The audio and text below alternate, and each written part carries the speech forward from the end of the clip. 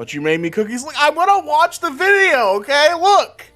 If something's cringe, we're moving forward. It doesn't mean I'm skipping the video.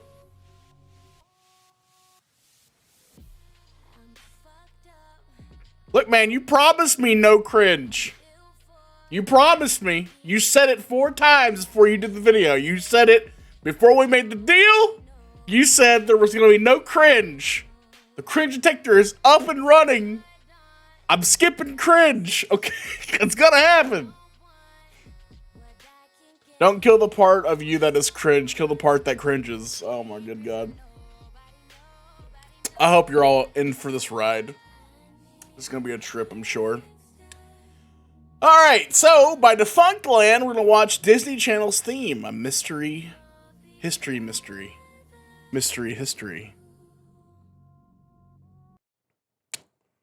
And let's start. On November 15th, 1926, the National Broadcasting Company hit the airwaves for the first time. At this point, broadcast networks were still relatively new, and while impressive, the process was not without its issues.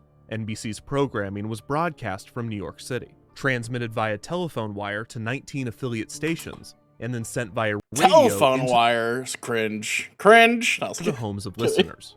A major difficulty was communication between the network headquarters and the affiliate stations. Some networks utilized 2 lines between parties, a telephone line that transmitted the programming, and a telegraph line that transmitted memos between employees. NBC did not have the latter, so when it came time for the affiliates— Man, am I the only person who sees old technology and thinks, holy shit, that's like a different universe. Like a different universe altogether. It's like people, you know those like, have you ever seen Rick and Morty? You know how like they've had those like universes inside of an engine where like everyone is like, their universe is powering his engine?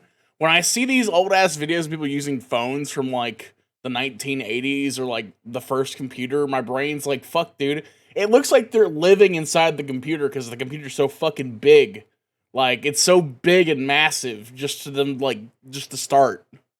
Stations to manually switch between programs. They were often unsure when the program technology gets smaller as it gets better, resulting in a clumsy operation that affected the listening experience. Almost immediately after its debut, supercomputers are not that big. was looking for a way to solve this issue. Rather than spend time and money running telegraph lines to all of its affiliates, NBC needed to send the message that programming was going to conclude through the programming itself. This message needed to be— Supercomputers are scaled high. Like, they have a lot of scale. There's a lot of things, but I mean, like, the first computers are massive. Clear enough that the affiliate stations would know to make the switch, but not disruptive to those listening to the programming. An NBC announcer, Phillips Carlin, had previously been the announcer of the B.F. Goodrich Silvertown— Also, another note, does anyone like how people used to talk? I fucking love how people used to talk. They're like all really fast. Orchestra program, which was introduced by a Today in the news series of chimes. Carlin suggested that a short series of notes be played at the end of programming, signaling to the affiliate stations to make switches while offering a pleasant melody to listeners. The original NBC melody consisted of 7 notes, which would be played by the announcer at the end of the program. This sequence proved too complicated for many announcers, and after a few years of experimenting, the melody would be simplified to just 3 notes: G, E, C.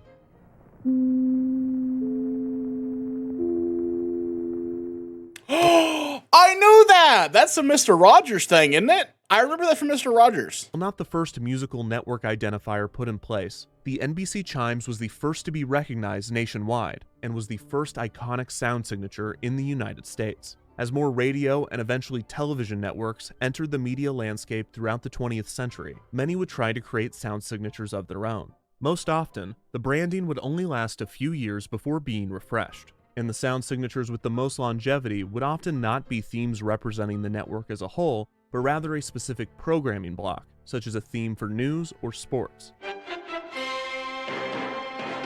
Still, there were a few network themes that became permanent. The NBC chimes are still used today, 90 years after being introduced. In 1984, Nickelodeon debuted— I watch The Good Place a lot. My wife and I sleep to it. So I hear the CBS, that ringtone all the fucking time. The theme sung by jazz musician Eugene Pitt and produced by roots musician Tom Pompisello. Nickelodeon! This sound signature remains the network's theme and has been remixed countless times in the 40 years since being introduced. In 1993, HBO debuted the HBO Static Angel. The branding was created by a team led by HBO's head of production, Bruce Richmond, and the logo and short music cues still appear with HBO original programming nearly 3 decades later. The NBC chimes, the Nickelodeon mnemonic, and the HBO Static Angel are all iconic sound signatures, recognizable to generations of viewers. However, there is another network theme that fits this description, a theme that has been playing for 2 decades and has achieved an iconic status for generations as well. This is the Disney Channel theme. The theme comprises 4 notes. 4 notes that debuted in the early 2000s. Oh my god, it's Lizzie McGuire! 4 notes that dominated through the network's rise and peak in popularity. 4 notes that are still being used. Yo, I low-key had a major... on the I had a major crush on Lizzie McGuire when I was a kid. Channel today. The Disney Channel theme was created by... The Disney Channel theme was created by... The Disney Channel theme was created by...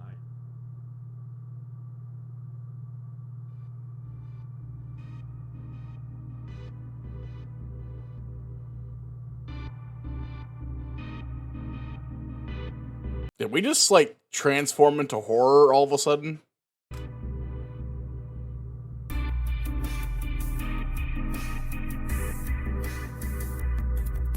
I have no idea. We should be good. Can you hear me okay? I can hear you great. Okay, great. Andrew Barth Feldman, Sis, Damien Haas, you are a star on stage and screen. Yo, I know that guy, Damien Oz. I know that guy. He's in, not the Try Guys. Daniel probably knows. I don't know. I can't remember the name of the company, but I love watching them do skits. And you have appeared in a Disney Smosh, there television you go. production. That's right. You are a star of stage I am. and screen. Am. You are a Disney Channel fan. Some would say. You have been on Disney Channel. I have been on Disney Channel, yes. I invited you here to ask you one question. So here we go.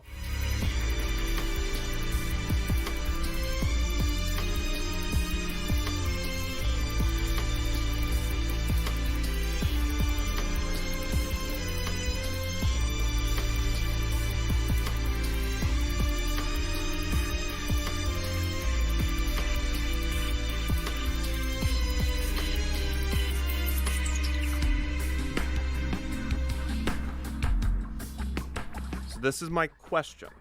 Do you know the Disney Channel theme?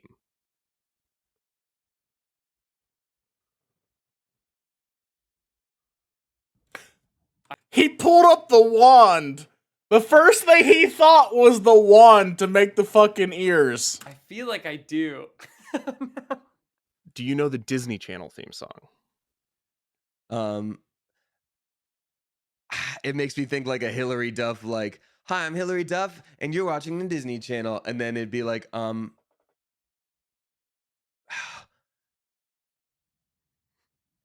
it's hi, you're watching Disney Channel. That's the theme. But That's not the theme. That is something, and the theme is in there. it is there is one. Yes, there is a theme. Oh my god. Don't. That's right, you got it. I know. is it like, Look at this bitch. Hold on. I'm sorry. Look. All right. Listen. Theme. Oh my god. Don't. That's right, you got it. I know. I know. Like, bitch, what do you mean? Of course I know. What do you mean? is it like, or something like that? That is really close. Okay, yeah. It's actually...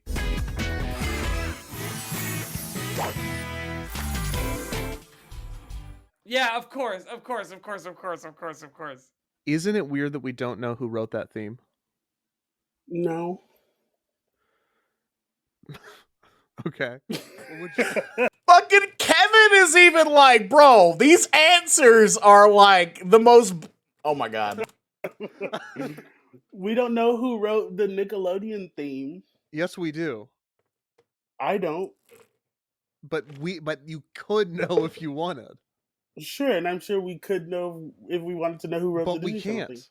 Nobody Okay, knows. go. So what I'm going to try to do is a legitimate investigation Okay, where I try to figure out who wrote this theme. great. I'm catching you at such a crazy time in this journey that you're on. I can't wait to see where it goes.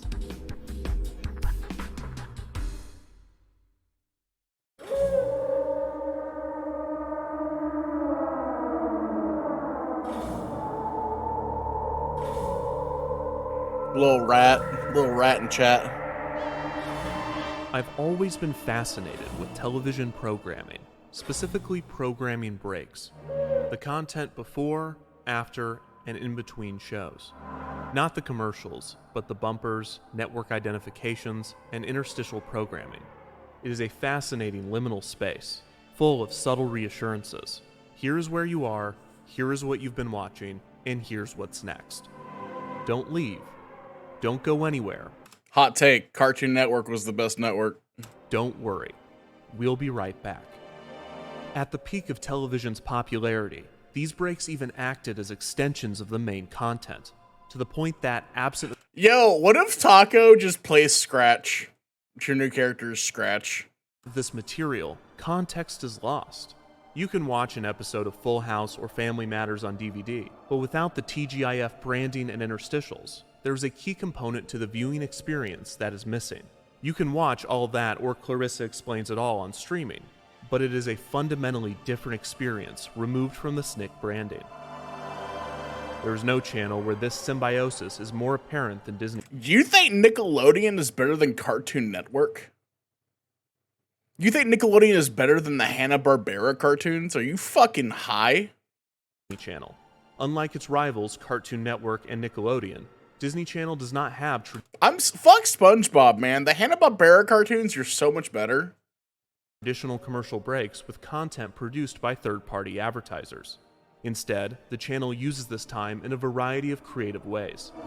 This programming, which has been watched by millions of people for over 2 decades, is surrounded and accented by 4 simple notes. But how do you trace back their origins? I like the Where Proud do you Family, by even the way. begin? I was a fan.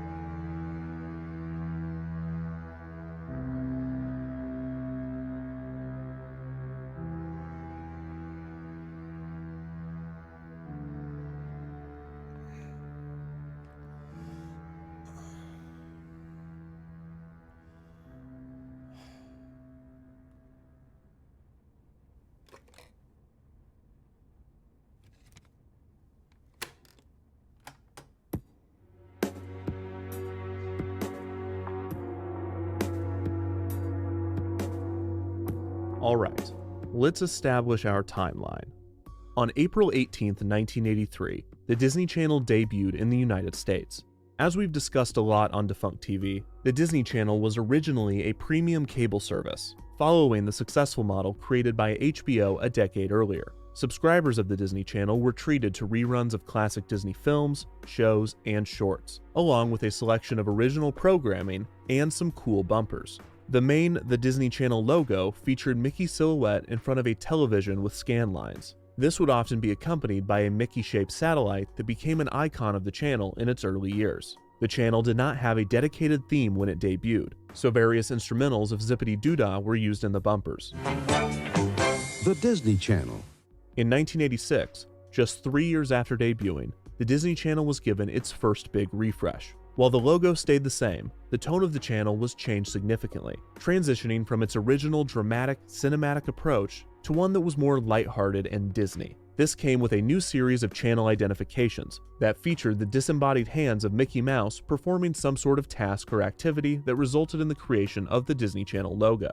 These bumpers were brilliantly shot, visually stunning, and also a bit unsettling. There's something disturbing about only seeing Mickey's hands in puppet form and never hearing his voice. In one of these bumpers, Mickey goes into a photo booth, and you think surely this will be the one where we see It's a little murderous. his face, but no, the photos just come out smudged and blurred. Scary stuff. This bumper is also terrifying, but it's definitely on purpose this time. Mickey is having a nightmare in which his hand is being chased by a ghost, and then the Disney Channel logo itself. The hand then runs down a hallway made of the other bumpers, and all of those bumpers' hands begin to attack this bumper's hand. And one of the attacking bumpers is the bumper we're watching. The bumper ends with Mickey's alarm waking him up, which is a total cliche. But otherwise, the bumper is the best bumper. It bumps. Many of the musical cues in these channel IDs are similar, but the Disney Channel still lacked a distinct theme. However, an original song was created to promote the channel, and they did not hold back on the energy. Oh my good God. This rather long musical number culminated in families and Disney characters singing Disney's Our Channel, and among the choir was everyone's favorite Disney character. Our channel. Disney's our channel. This song often ended with one of the most violent logo reveals in the history of television. A few years later, in the early 90s, more channel IDs in the POV style were created, except rather than puppetry, these new ones used claymation, and instead of featuring Mickey's hands, this batch was from the perspective of Donald. In 1995, the Disney Channel began to phase out the scanline portion of its logo, opting to just use the text to represent the channel. This would not last long though, as 2 years later in 1997, the channel would have its most significant change yet, transitioning from a premium cable service to a basic cable channel. Disney would drop the in the channel's name. Yo, I wonder if we'll ever get to a point where like Netflix and Hulu are all free again. Be great. Becoming simply Disney Channel. A new logo was created with a Mickey-shaped television that various characters would be composited into. This refresh also gave Disney Channel its most distinct musical theme yet. No, I know, but I mean like TV. Like there's certain TV channels that are free. These branding changes were just part of a massive transition for Disney Channel. Up to this point, most of the Disney Channel's original programming was 27 minutes. But after the switch to basic cable, the channel would transition to television standard 22-minute programs. This meant that Disney Channel's 27-minute programming would be phased out and replaced with new content. And also, that for every 30 minutes of airtime, the channel would need 8 minutes of programming breaks. Disney Channel assured its longtime viewers that they would not be filling this time with commercials, which was somewhat true. Disney Channel would take on very few sponsorships from outside companies, instead opting to advertise the countless products being sold throughout the Disney company. This turned Disney Channel into a synergy machine, seamlessly promoting its films, TV shows, products, and theme parks. However, it would be a disservice to call these tie-ins simply commercials, as they were formatted in such a way that they could be viewed as original programming. For instance, within a year of the transition to basic cable, Disney Channel began airing a program called Movie Surfers. Hey, that guy's on free. Everyone can use him now. Movie Surfers gave viewers an inside look at the newest Disney feature film, with Steamboat child Willie. actors serving as entertainment reporters. Ideas such as these were brilliant and a sign of what was to come, but at this point in the late 90s, Disney Channel was still very much in a period of transition and experimentation, and not every idea stuck. Coming out of the switch to basic cable, Disney Channel created 3 distinct programming blocks. First, Playhouse Disney was created as a morning block with programming aimed at preschoolers. I fucking loved Bear in the Big Blue House. I fucking loved it growing up. That was like probably my like when I think of like great memories, some of my favorite memories are Gargoyles, Bear in the Big Blue House, and Blue's Clues. Second, Vault Disney was created to air classic films, television programs, and shorts. Vault Disney would air at night and throughout the early. I don't know, like the Bear in the Big Blue House, like I just wanted to hug him. He just like seemed huggable, you know? But yeah, I love Blue's Clues. Like Blue's Clues is up there. morning. Finally, Over a year after the rebrand, a third programming block was introduced to Disney Channel, an afternoon block aimed at tweens and teens named Zoog Disney. Zoog Disney had its own theme, its own characters, No, I haven't. and even its own world. The Zoogs were a group of robots that lived inside of the bits and bytes between the television and computer screen. Their entire backstory is explained in their theme song, including the odd detail that they've been alive since the birth of fire. And since it was released in 1998, each character was introduced in a rap. My name's Joe. I'm a Zoog. Got a place just for you. The Zoog Disney programming block was an attempt to appeal. I won't lie. I don't think that sounds bad. I don't think that sounds bad at all. That's actually pretty decent. To the tweens and teens of the late 90s that were becoming more and more interested in this thing called the interweb. It also served the dual purpose of promoting the tie-in website. The lineup for Zoog Disney was initially pretty sparse, with Disney needing to syndicate shows such as Growing Pains while it built its own tween programming. Though Disney really only needed to syndicate the 7th season of Growing Pains because this was the one that featured a young Leonardo DiCaprio, which allowed the channel to brand an entire week of programming as Leonardo Week. Yeah. In 2000, Disney Channel introduced a new variant of the 1997 logo, removing the characters in the middle and giving it a more modern, hip look. The Zoogs were also given a CG redesign with more human. I'm just gonna say right now, it's a little creepy the way that Leonardo is presented. I'm sorry, it's a little creepy. Looking characters, and Disney Channel even created Zoog video games and action figures. A new sound signature was also circulated around this time, but it was less of a musical mnemonic and more two melodic shouts. With the premieres I know of that Even one. Stevens I know that one a lot. in 2000 and Lizzie McGuire in 2001, I know. That's why I'm saying it's creepy, because he's a literal child. Disney Channel was on its way to establishing itself as a major competitor in the preteen demographic, which at the time was dominated by Nickelodeon. By 2002, Disney Channel was ready for another refresh. The 3 programming block model might have helped with the transition from premium cable, but it was no longer needed. The block with the most successful branding, Playhouse Disney, would remain. The Vault Disney block would be retired entirely, as Disney Channel was going all in on tween programming. The Zoog Disney branding would also be dropped, while most of its content would remain. Movie Surfers would continue to produce more episodes, and more interstitial programs in a similar vein were created. The previous movie block branding, Zoog Movie, would become Disney Channel Movie, with a brand new song that would become iconic for viewers of the channel. Perhaps most significantly, the rebranding would bring a new logo and Oh shit! It's Sister Sister! Let's fucking go. a new channel theme.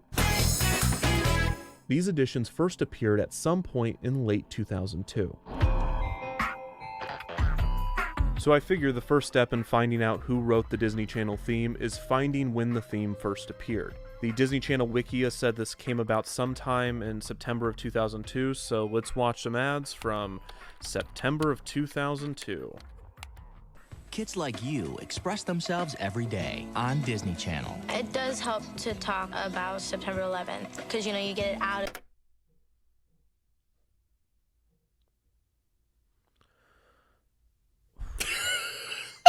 You get to be heard. It was such a traumatic event that, I mean, how could you forget? If you had heard me last year, that's all I would have been talking about. It's definitely a healing process. Disney Channel. Express yourself.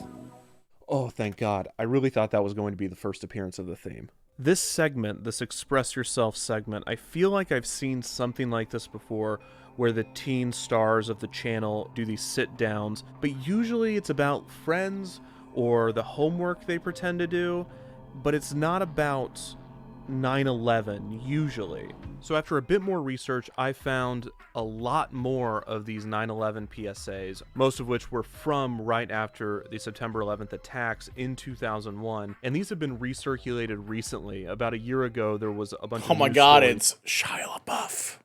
looking back on these PSAs. But none of those look back on the ones that were a year later, which visually are a lot less patriotic, which makes the transition into talking about 9/11 far more jarring. Anyways. When you give, you get back a lot more. Check out Disney Adventures magazine for all the details. You can make a difference. Kids can make a big difference. So this is still the old logo, and I haven't heard the new theme yet, but I also haven't seen any Zoog Disney branding. So in the timeline here, it seems this is after Zoog Disney was retired, but before the new assets went into circulation. I'll watch a few more from this batch just to make sure. Oh my god, there's blood everywhere! Kids like you express themselves every day on Disney Channel. One of the positive sides of September 11th. All right, that's enough of that. I don't think the theme is in this batch. One of the positive side, nothing good ever came out of one of the positive sides of September 11th. What? So let's move on. One comment does say, it's awesome you got a September 2002 Disney Channel airing from before the retool/logo change. So that makes me optimistic that the wiki is right and that September 2002 is when we get the new logo. Not sure if that's when the theme's going to show up, though. Also, huge thank you to archivists that upload programming breaks. These are specifically from Southpaw Frizzle. I view it as legitimately important historical work. These are time capsules that could have easily been lost. Also, what's up, Rush? That's the old theme. So this is still before the retool. Gosh darn it. Let's see if there's any of those express yourself ads in here. I think that kids should just be friends with their friends for who they are and not worry about where they came from or who their parents are. Yeah, sure, I understand that. But if you're under the age of 16, I'm gonna be real. No one gives a fuck about your opinion on things. They didn't care about mine. They're not gonna care about yours. And you don't know what the fuck you're talking about. You don't. You just don't. Unless you were a direct victim, then you have your own opinions and you are allowed to have that opinion. But if you were like a tertiary person who was like 15 years old and you have no connection to what happened and you're just like giving your opinion, you are too young to be giving your opinion on 9/11. All right? Yeah, shit happened, but there's no way you have any idea what it means. All right? No way at all. They're influence. Yeah, I know. No, I get that. I understand the whole point of it is to like make it. It's just weird. Looking back on it, it's weird. I agree. Someone different. Yeah, no, I absolutely, I get it. I understand the reason. It's still stupid.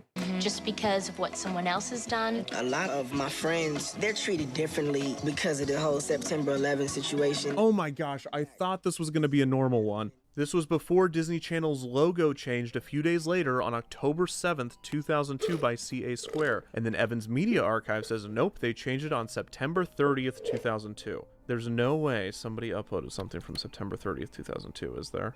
Oh my gosh. This is September 30th, 2002, and that's the new Playhouse Disney logo down there. We're so close. Boy Meets World. Wait. After that, it's a twin thing. Wait. Sister. On Disney Channel. That was it. That was the 4-note mnemonic. We found it. So the new logo and 4-note theme debuted the week of September 30th, 2002. I had this weird kick, by the way, where I went through and I watched a whole lot of sitcoms from like back in the day. I watched all of Boy Meets World. I watched all of Sister Sister. I watched all of... this is going to sound crazy. I just have nostalgia for people like Theo, but I watched all of Bill Cosby. I watched a whole bunch of other stuff. Like, I watched like a bunch of sitcoms from when I was a kid. I watched Roseanne, they're called the Connors now. I watched the Connors section too. I haven't seen Family Matters in a while. Actually, no, I watched Family Matters, but my wife got mad at me because she does not like. No, she didn't get mad at me, but she does not like Urkel. She's not like Urkel at all. Like, at all. But we're still missing a key feature of the rebrand. I don't see any of the wand IDs. I don't see them drawing anything. The Disney Channel channel identification, or wand IDs as they are most often referred to, are a series of bumpers that feature a star of the channel stating their name and the program in which they appear, before uttering the classic line, "And you're watching Disney Channel." It's almost unnecessary. Well, I mean, the Roseanne thing was good till she came back and showed everyone that she was racist. And then it was like, okay. And then they immediately killed her off. I think she OD'd in like the next season, which was like hilarious. That's how they got rid of her. Like, holy shit. to describe these bumpers, because they are by far the most iconic and recognizable aspect of Disney Channel that exists outside of the programming, and they are one of the most famous channel identifications in the history of television. For broadcast networks, channel IDs such as these are actually mandatory. Stations must air an identification during sign-on and sign-off, as well as every hour on the hour. This is station KMBC, Channel 9, Kansas City. This is because broadcast television uses public airwaves and is subject to the identification standards set by the Federal Communications Commission. Cable channels, on the other hand, are private, and instead of using airwaves, cable uses cables and satellites. So while cable channels such as Disney Channel don't legally honestly, have to air if you channel lived in the identifications, South there are still during the many 90s reasons why programmers might and early create these types of 2000s, bumpers. For children's television, the Roseanne FCC mandates that acted there's a like clear separation every between the like programming Southern and the parent commercials. who was This a is little due to the crazy. fact that children have child So brains. They can't Roseanne always being tell when on Max some and Ruby has ended painkillers and her a entire commercial for life, Clone or has like begun. doing a bunch of This is what drugs, initially led or like being high on meth is like completely feasible. Like she acted crazy from the beginning. to some of the most famous bumpers in children's television, including the famous After These Messages bumpers from ABC. A channel identification after the commercials and before the programming can also qualify as a reasonable separation of the two. Another common use for channel ID. I think I liked Roseanne because of the familiarity. Like that was my childhood. My mother was like Roseanne, like to a T. Like if you were ever curious about what my mom was like, she was a lot like Roseanne. Quite a bit. IDs and bumpers in general is that they provide a buffer before and after the commercial block. This way, if the beginning or end of the commercial block is cut off due to a glitch or an error, it will only cut into the bumper and not the commercial. This prevents the channel from losing any revenue from its advertisers. Another, more obvious reason for a channel ID is the benefit to the viewer. While today it is almost entirely irrelevant, before the advent of modern television interfaces, viewers often had no way of knowing what network they were watching as they surfed through channels, so having someone say it out loud was actually pretty helpful. Perhaps the most important aspect of a channel ID, though, is branding, and this is the true genius of the Disney Channel wand IDs. In the course of just a few seconds, the channel was able to present one of their stars, one of their programs, the channel's name, and the channel's logo as one unified product. After comparing this to the chaos and randomness of Zoog Disney, it is no wonder why these idents were so successful in rebranding the channel, which is why it's so surprising that there are no wand IDs from late 2002, or I should say, almost no wand IDs. Who is this kid? Dude, they are definitely like glow sticks are cool, right? Let's have someone use a glow stick to make the logo. This nobody was the first person. Harsh, Kevin? Harsh? Nobody? He's on Disney Channel. To draw the Disney Channel logo.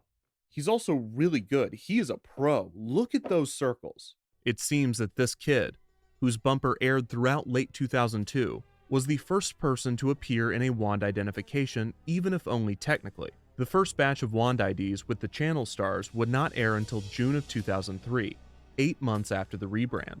Prior to their debut, Disney Channel would rely on a different set of channel IDs that were far more elaborate in scope and used an impressive amount of visual effects for the time. Each bumper featured children using their imaginations to make an ordinary situation magical, before returning back to reality. That is fucking terrifying.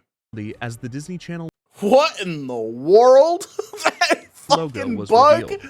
That fucking bug came to life! Like the other bumpers from this refresh, these idents also ended with the came to life, became massive! Theme. Look at my eyes, man. Big ass eyes.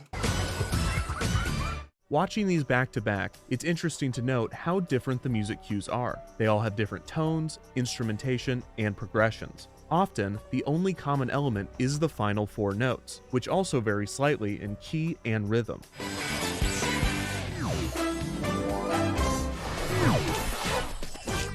Yo, I'm gonna say it right now. Lunch ladies at school cafeterias are underappreciated. I'm gonna say it right now. I saw this scene right here. It pisses me off. It pisses me off, bro. What do you mean? I remember the lunch ladies at my school worked their ass off, dude. And if you were nice to them, they'd give you extra food for free and they wouldn't say anything. But you're supposed to pay for it, but like if you were nice to them, they just give it to you. Because they'd have to throw that shit away anyway. Like if there's any excess food, they have to toss it. And so like there was kids at our school who couldn't afford meals and couldn't afford extra, even though that's the only time they got to eat were at school. And the lunch ladies were fucking bosses, dude. And even if they couldn't get it legitimately, they'd make excuses up for how you could get extra food. Like, you could go work for them after school, and working for them literally just meant taking the trash out. That's it. If you took the trash out for them after school, you would get free meals from them. Like, lunch ladies are awesome. At least mine were. I don't know about you guys, but they are not like this miserable depiction of lunch ladies. These imagination IDs would the unsung heroes of school, the lunch lady, continue to air on the channel, albeit less often, after the introduction of the Wand IDs. The initial batch of Wand IDs featured such stars as Hilary Duff for Lizzie McGuire, Raven Simone for That's So Raven, and America Ferrera for the Disney Channel original movie Gotta Kick It Up. This batch also included 2 animated Wand IDs, one for animated Lizzie and another for Kim Possible, Ron Stoppable, and Rufus. It is hard to properly explain just how popular these bumpers were. It seemed that every child that watched the channel desperately wanted to do one. Me and my friend had glow sticks one day, and on the commercials you can see where they have those little glow sticks and they're going. And me and my friend like to play around. So like, is that Selena Gomez? I think that is. Selena, we were watching Disney Channel. We like to draw it all the time. They never had you do a Wand ID, despite you being on the channel. No, and I could talk about my disappointment with that all day. That's all I wanted to do. That was all I wanted to do, because if I ever flipped the channel, odds are I would see like, what's up? I'm Juggy Brodelteen, and you're watching the Disney Channel. And fucking Juggy Brodelteen. The closest I ever got was they had my zombie character host like, it's Disney Halloween special week, and you know. Oh, so you had a bumper? I had a bumper, but it was with my character that was a zombie and was co-hosted by someone who did all the talking. So we never did the Mickey. It was just always like, you know, coming up next is whatever, and I'd be like, ah, no! And they'd be like, that's right. Oh, I remember that shit. I remember that. Always Hold like, on. you know, coming up next. I remember these two. Oh my god, dude. What a blast from the past. My brain just exploded. I remember all this. Next is whatever, and I'd be like, ah, no! And they'd be like, that's right, it is a new episode. These bumpers have remained relevant with Disney Channel fans old and new. In 2019, the Disney Now app debuted a feature that allowed users to make their own Wand IDs. And at the 2022 D23 Disney Fan Convention, there was even a photo op where you could pretend to do one. The Wand IDs have even found a broader legacy outside of just those that watch the channel, reaching the true indicator of cultural notability: memes. The original batch constantly circulates online, with fans editing the footage to display the stars' drawings more realistically, showcasing just how bad these actors are at drawing what appears to be a fairly simple logo. Returning to the initial batch that was aired on the channel, the clever editing around these awful drawings is evident. I think the worst one has to be Spencer Breslin, who even in the edited version is still noticeably off. But to be fair, he probably had other things on his mind. If you had heard me last year, that's all I would have been talking about. Oh my god. I'd seen these edited versions a few times, but I just thought of something while revisiting them. Where did this footage come from? These are obviously outtakes and not taken from the original idents. Sure enough, I was able to find a few of these outtakes, and there are a few things that stood out to me. First, this line from Hilary Duff. Oh, it's mouse ears. Yeah, it's mouse Oh. ears. There you go. It seems that the stars were not sure what they were even supposed to be drawing, which makes you wonder what instructions they were given. Most likely, they were told they were drawing the new logo, and this was just her noticing that they were mouse ears for the first time. Hilary Duff is one of the first to ever see the new logo and the first to ever do a Wand ID, and she has no point of reference for what the final version will look like, and has no concept of just how iconic these bumpers will become. This is the burden of the trailblazer and the solitude of the trendsetter.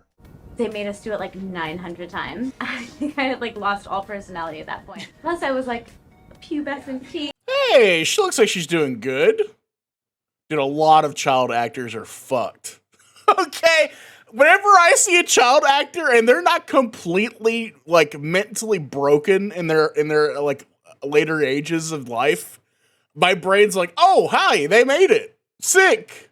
It's like, what are they making me do? This is invisible. She's still working. What the fuck does she do now? Because she definitely doesn't act. I haven't seen her in anything. Another thing I noticed is that these outfits are the same ones used in the Express Yourself bumpers / 9/11 PSAs. This either means that the channel had a wardrobe for the stars whenever they were appearing as themselves, or that these were filmed on the same day or days. Both are likely. Finally, and most importantly, I noticed this. That is a slate. It is used for sound synchronization and shot organization. Clapperboards typically feature the scene, shot, and take, as well as the name of the director of photography and the director. It's difficult to make out, but the top name is labeled DIR, and the bottom is labeled CAM. This means that someone named G. Owen directed at least the production of the first batch of Wand IDs. Despite not airing until June of 2003, it is safe to assume that these Wand IDs were actually shot with the Express Yourself segments in 2002. The actors' clothes are the same, they look the same age, and they were all part of the same massive refresh. The Disney Channel Wikia claims that the Wand IDs were filmed along with the Express Yourself ads, specifically in August of 2002. If true, this makes perfect sense within the timeline. The channel probably set October as the month the refresh would kick in. As we discovered, many of these changes actually debuted on September 30th, but that was the Monday of the first week of October, so this still tracks. The only part of the August shoot that was time-sensitive was the 9/11 PSAs, which were designed to debut before the refresh during the one-year anniversary of the attacks that September. The post-production of these segments was likely expedited to meet the deadline, and the channel made sure that these all ended with the old logo. This is almost too perfect. These 9/11 PSAs were designed to only air in September of 2002, as all of the stars are referencing the one-year anniversary specifically. These would never air again, so only these would retain the old logo and would never need an updated version. The other Express Yourself ads were definitely shot at the same time, were designed to air at any time and in perpetuity, all end with the new logo, and for the record, have a very different tone than the 9/11 ones. Ooh, I love food. Express your. That's kind of fucked up. That is kind of fucked up, I won't lie. They not only took them to record on one day, but they did the 9/11 PSAs on the same day as, like, I like food. God, I like food. Yourself. Assuming G. Owen directed the Wand IDs from pre to post-production, then they must know who wrote the music, and therefore the theme.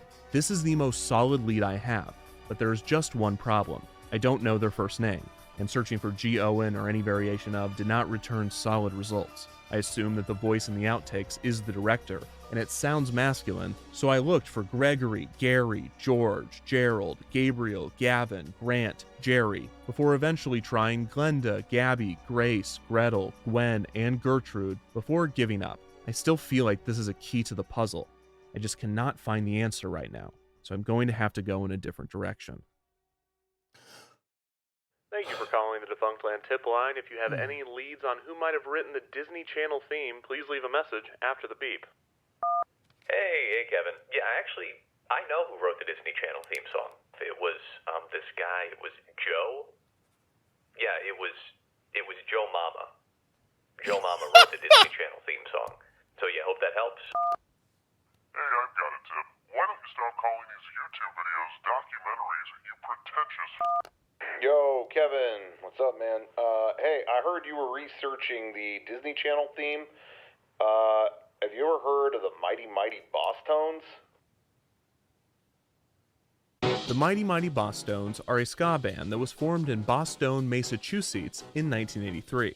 The band was originally started by blah blah blah blah. All you need to know is that in 1997, the band released the hit single, The Impression That I Get.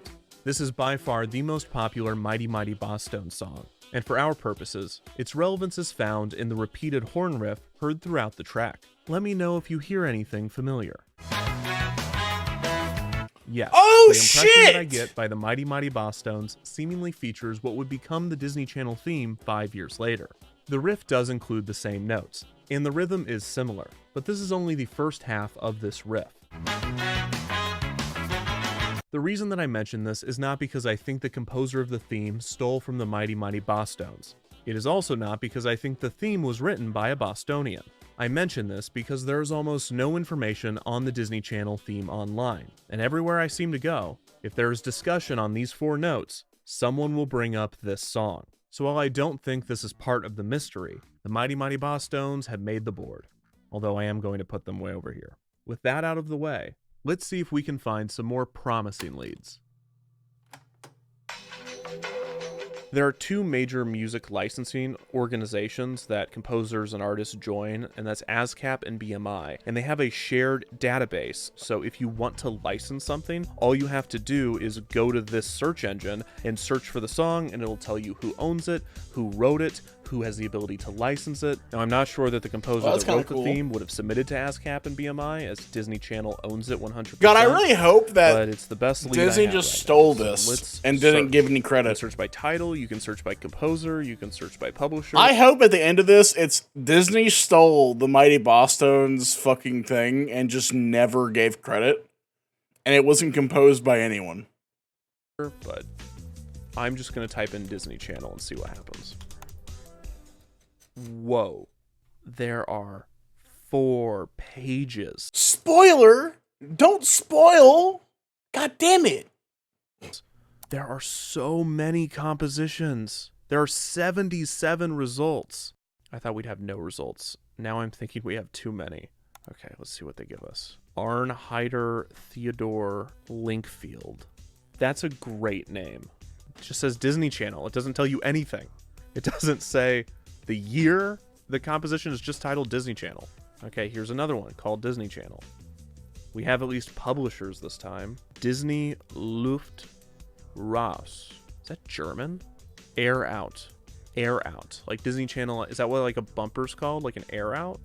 Okay, that's German Disney Channel. Okay, this is Japanese Disney Channel. Japan Central Music Limited. It's not Disney Channel 10th anniversary because that would have been 93 or something like that. David Norland is credited for writing at least half of these results. I mean, look at how many he made. But how do we verify that he wrote the theme? Because these don't give much away. Okay, so these alternate titles are actually what the announcer is saying. So, and now back to, yeah, so it says, and now back to right here. Sweet Niblets, Hannah Montana. I bet you I can find the one that says Sweet Niblets. And if it ends with the theme, David Norland wrote the theme. Okay, we got this. Let's do it. Rock stardom? No biggie. New boy crushes? Whoa, stop the presses! Catch the drama of Hannah Montana on Disney Channel. We're waiting for Sweet Niblets. Hannah Miley? Oh, I know. Hang out with Hannah and Miley on Hannah Montana right here on Disney Channel. Stick around. Hannah Montana will be right back on Disney Channel. Let's get back to Hannah Montana on Say Sweet Niblets. Hannah Montana's next, part of Disney Channel's Summer of Stars. Don't go away. Hannah Montana will be right back. Part of Disney Channel's Summer of Stars. Hannah Montana. Hannah Montana. Hannah Montana. Hannah Montana. All part of That's So Sweet Life of Hannah Montana. Hannah Montana. Hannah Montana. Sweet Niblets. Hannah Montana. Yes, we got it. But is the theme there? Hannah Montana will be right back on Disney Channel. It is. It's there. Sweet Niblets. Hannah Montana Disney promo. David Richard Christopher Norland. Now I just got to figure out how to get in touch with this guy. His website does not mention working for Disney Channel. I'm 95% sure this is the David Norland that wrote for Disney Channel. And I found a way to contact him. I really hope he responds.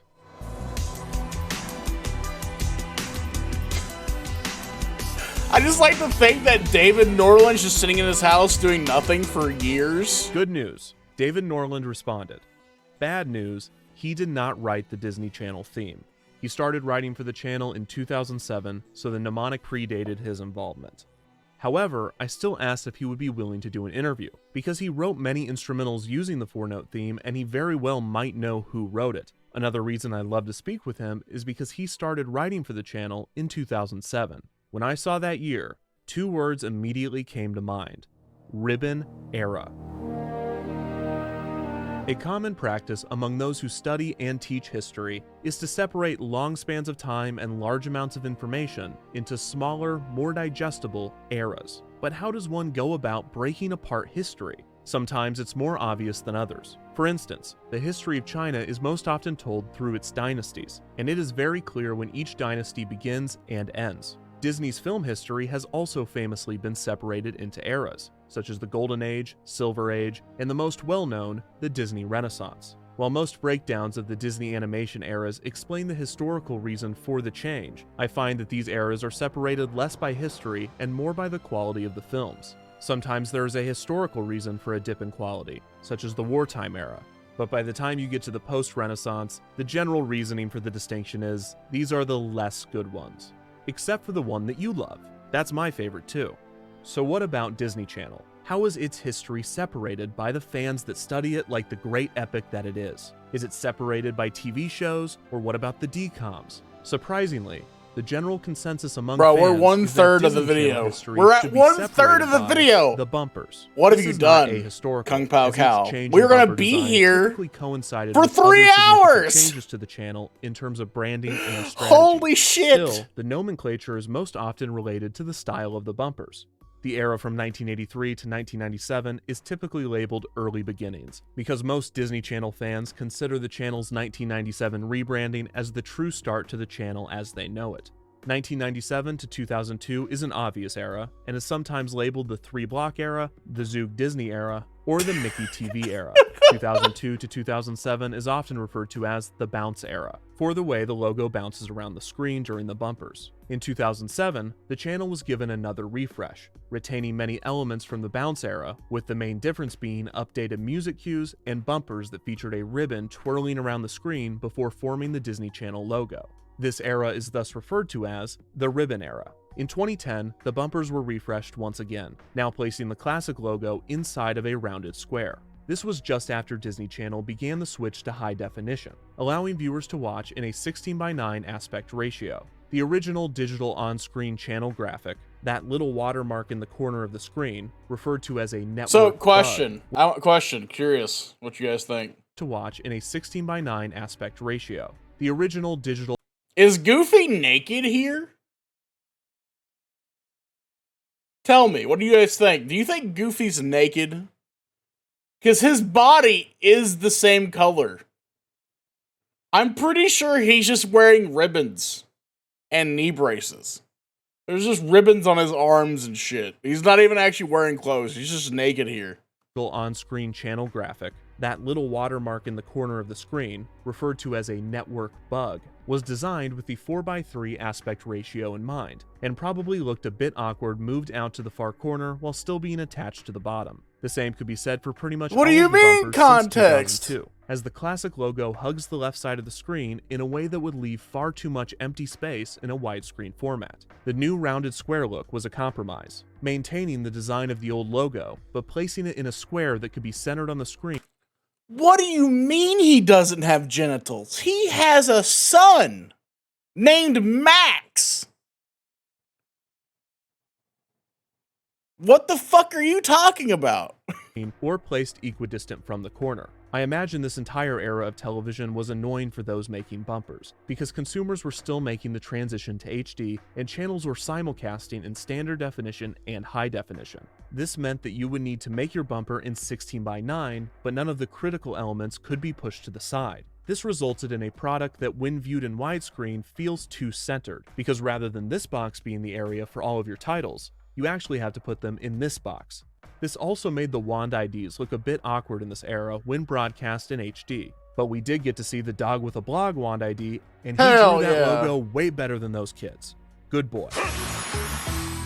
In 2014, the rounded square era ended, and Disney Channel fans lost the logo that had been a staple of the channel since 2002. The new logo removed the iconic Mickey ears, instead choosing to put ears on the dot of the eye in Disney. The wand IDs remained, with some major alterations. Instead of holding a giant glowing stick, the stars now held a wizard's wand. Instead of drawing the classic logo, the stars only drew the ears on the eye, and instead of being on a white background, the stars were placed in front of a generic location. In 2017, this changed to a colored background, and in 2018, the white background returned, as did the glow stick.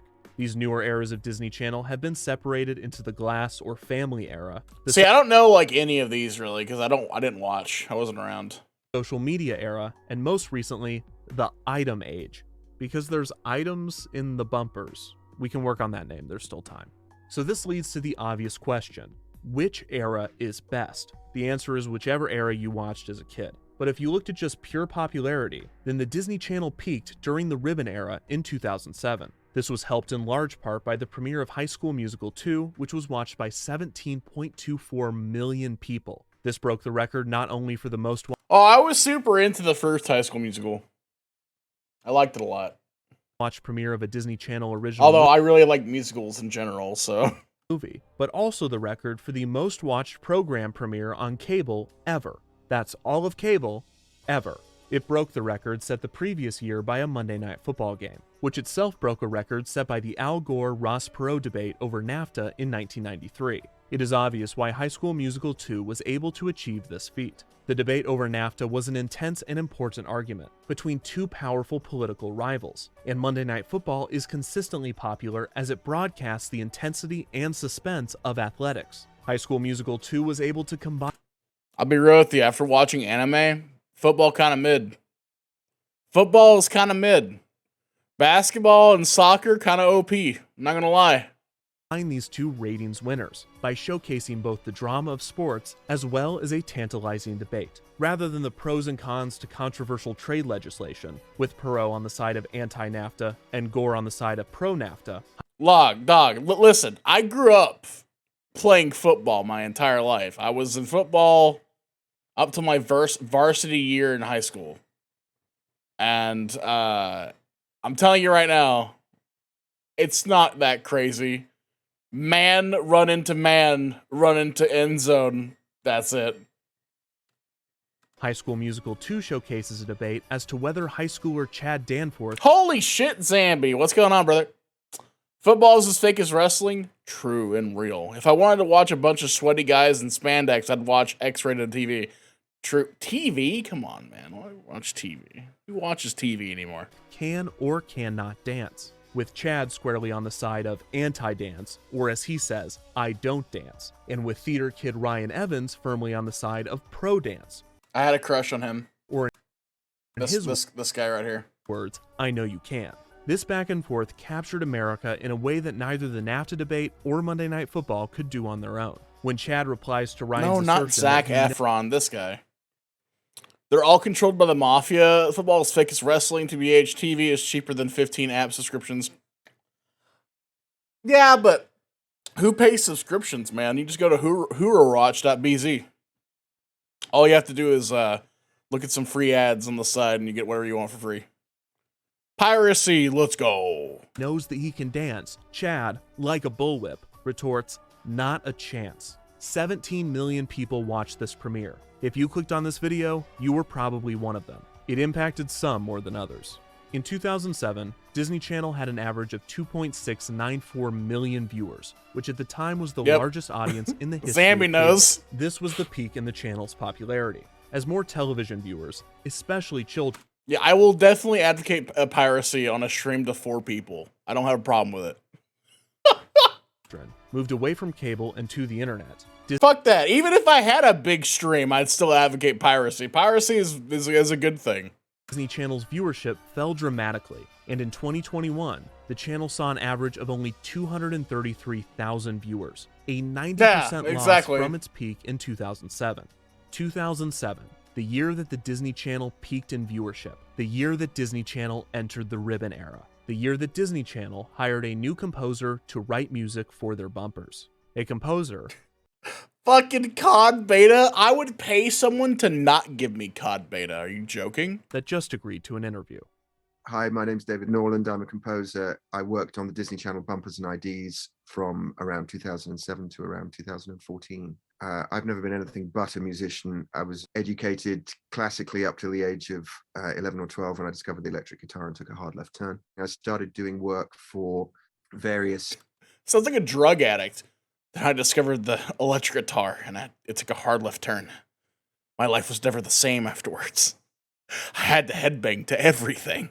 Animation companies and production companies. I guess through word of mouth, I got a call from this guy one day who was at the time the creative director for a channel that doesn't exist anymore. It's a channel called SoapNet. SoapNet. The new way to watch soaps. He got me in to do the music, and we developed this relationship, and he moved on from there to become the creative director for Disney Channel. And when he went there in 2007, the very first thing he did. I'm sorry, dude. Zambi got me, bro. I'm sorry, dude. Oh my god. Even at funerals. Was this big rebrand, and he hired me to do that, which was great. I'd made records for Disney artists before, and it was at a time when pop music, like in its purest, sugariest form, was really having another heyday. And suddenly Disney was Ball sort of with a dominating. ball I to guess what I bang, was trying to dang, do was diggy, to diggy. channel what I'd done for them. Diggy said the boogie, set up, jump the boogie. Pop-wise at the time. You're gonna ban into the Daniel? bumpers, Look, you can so time that it him was out really if you want. consistent with everything that Disney Don't ban was him doing. though. He's a VP. What goes into a composition like that? What are you trying to do psychologically when writing, and what do you want the effect of it to have? First of all, you have to ask the question, what is a bumper for? We've got the commercial break coming up, or whatever the break is in the programming, and we do not want people to go away. I'm trying to create, and I think the people making the visuals as well, it's just a sense of ongoing excitement that this is not the end. Be nice, there's Taco. more to come, and it's going to be even more exciting. The actual 4-note mnemonic, the dun dun dun dun, predated me. I inherited that when I was brought on board. In a musical sense, I've got to have made something that rhythmically and melodically leads to It's fine, Zambi. It's all good, man. logical culmination. I saw you're into Fortnite now. So with those 4 notes, did you compose all in the same key? Is it the same 4 notes? Well, actually, technically, you don't right click. You just click the name, and then like a thing pops up, and you hit the little time button. Busy dude nowadays. I feel that, man. Same. Steps. It's the same intervals. So whether it's bum bum bum bum or bum bum bum bum, it's still, and so I composed in a lot of different keys. They're not particularly exotic keys. 5 minutes is probably too long, but like a minute. Pop music written in. I wonder if I could. Minute max. He doesn't deserve it. You guys are just fucking around. Bum bum bum bum. Would probably, to me, I would automatically think of that as bum bum bum bum. Right. So FGC 451. But you could also do it the other way around. You could do bum bum. It is Disney Channel's theme, A History Mystery by Daniel. And Law, you actually did it, Raj. Right. And do it 541. Or you could do bum bum bum bum. So you could do an E dominant. I've always played shooter games, played tons of COD, I did Fortnite. Oh shit, man, that's crazy. I like FPSs too, but man, I don't know what it is about Fortnite and things like that and COD. Just not a big fan of it. Which is a little more kind of jazzy. Raj killed you. Old school and kind of musical. The basic rhythm is bum bum bum bum, right? But I think that I probably messed the rhythm around a little, moved it around a little bit in some circumstances as well, and probably went bump bump bump bum, which is just rhythmically a slightly different way of voicing it. It's still the same intervals, but it says something ever so slightly. Has this been the whole video? Well, we are trying to. So just to recap, people who just coming in after an hour. To recap, the entire reason why for the history video is this guy is trying to figure out. So like every station has like a little tune they play before like a show or like a song, and the one for Disney is dun dun dun dun. And the whole reason for this video is Kevin is trying to figure out who the fuck made this little ditty, and he can't figure it out. He can't find it. That's the whole point of this video. I want to ask you about some of the compositions specifically. I'll tell you my favorite. It was hey, welcome back, Daniel. Like,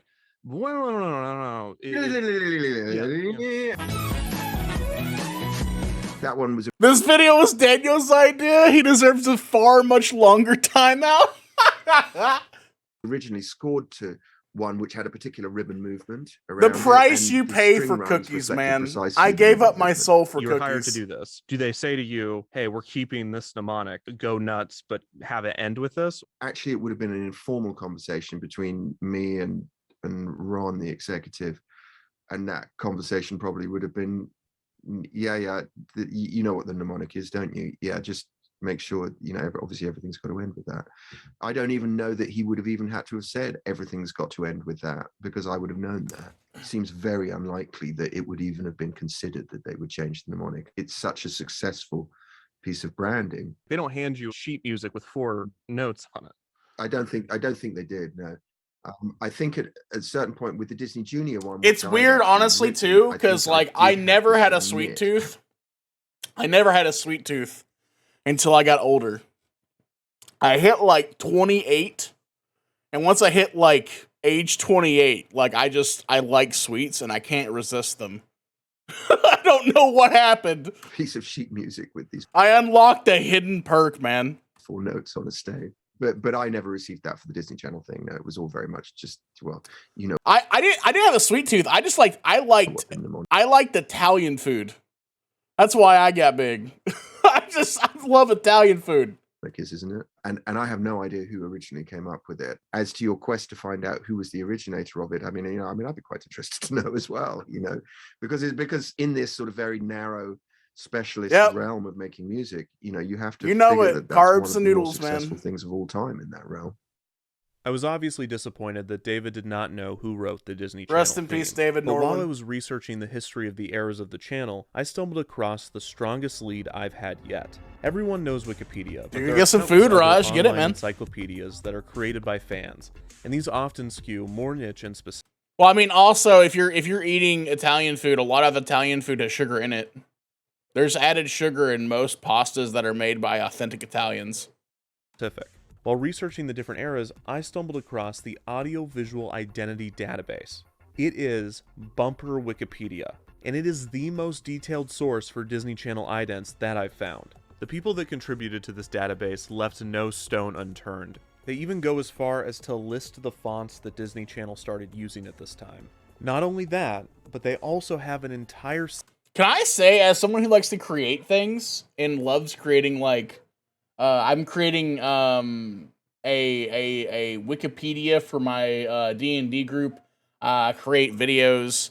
Having a wide variety of fonts to choose from is like a godsend. Section dedicated to the music from this era. They describe it as several drum beats which segue into a ska punk theme with electric guitars and a horn section, the last 4 notes of which become Disney Channel's signature jingle. And then, you see this. Composed by Tonal Sound and Elias Associates. I don't know how they know this, I don't know if it's right, but this is the most solid lead I've had yet. Alright, let's find Tonal Sound Elias Associates. Here's Elias. Audio Identity. A pioneer in the discipline of audio branding. Alright, they have a reel. Let's watch their reel.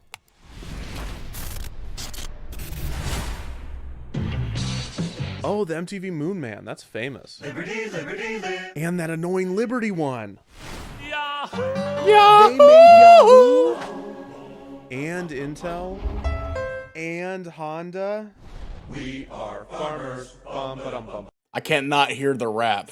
We are farmers. Bum ba bum bum bum bum bum. I think it's who the fuck did that rap? Man, I can't remember his name. It's the little short guy. It's the little short guy who was on God, Man's World, not Man's World. What the fuck is that show called? God, it was on it was on like a rated R TV area. Man Show, thank you. Yeah, that kid from that show who wasn't a kid, he was actually an adult. That guy made the rap song for We Are Farmers, and it was hilarious. No, it's Man Show. Man Show's right.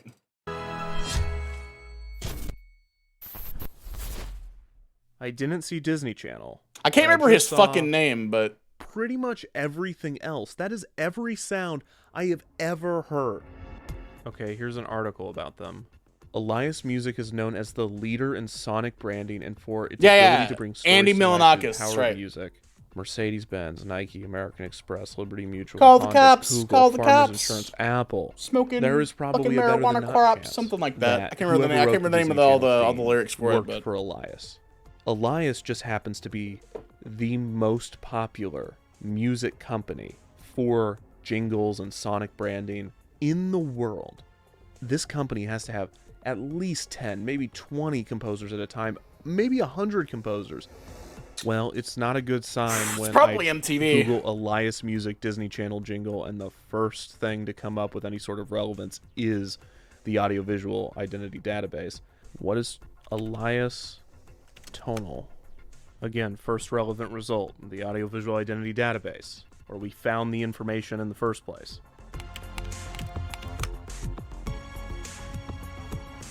Okay, here we go. Alex Osarenko, a composer, founded Tonal Sound in New York City in 2002, and one of Tonal's clients was the Disney Channel.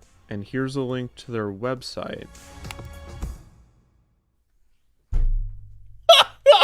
Okay, Tonal Sound does not exist anymore. Let's search for Tonal Sound Alex Osarenko. Oh no, I think that's an obituary. Yeah, he passed away 2 years ago. Man.